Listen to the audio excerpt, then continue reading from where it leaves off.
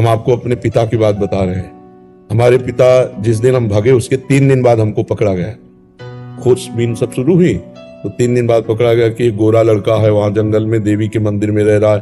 तो पहले बड़े भाई आए तो उनको तो कठोर शब्दों से कह के, बहुत विवेक प्रवीण था, बचपन में भी बहुत विवेक प्रवीण था, मतलब प्रवीण ना होता तो संसार की यात्रा काटते हुए भगवान ऐसे कैसे लाते। तो जब पिताजी आए तब हम मिल गए, क्योंकि वो एक कठोर स्वभाव के और बहुत धर्मात्मा पुरुष थे। उनकी हम आंखों में कभी आंसू नहीं देखा। बहुत ही दृढ़, सर्दी गर्मी भूख प्यास सब बर्दाश्त करके संतों की सेवा करना, गृहस्थ एकदम किसान आदमी ऐसे। तो जब वो आए तो हमारे मन में आया कि मारेंगे अगर हम आंख खोलेंगे, बात करेंगे तो उत्तर हमारा मानेंगे नहीं है, और इनकी हम अवहेलना कर नहीं सकते। तो आंख मूंद के बैठ गए। जो ही देखा पिताजी आ रहे तो आंख मूंद के बैठ। वो नजदीक आए अपने स्वभाव, उठ खड़ा हो, नहीं खड़े, खड़ा हो, नहीं खड़े।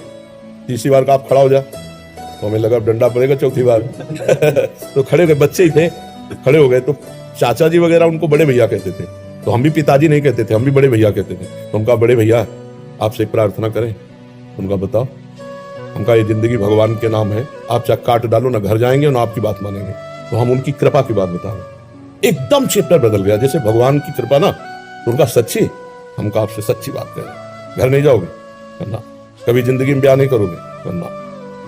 पूरे खड़े हो जाओ, खड़े हो जाओ, ऐसे छाती से लगाओ, कहा राम राम राम 3 बार ऐसे छाती से राम राम राम ऐसे कहा जाओ।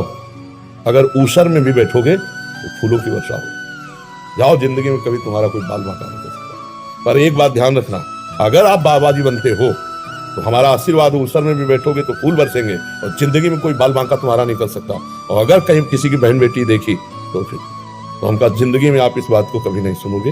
वो तो पधार गए, कई वर्ष हो गए उनको पधारे हुए, पर उनका आशीर्वाद, माता पिता का आशीर्वाद भगवान का आशीर्वाद होता है।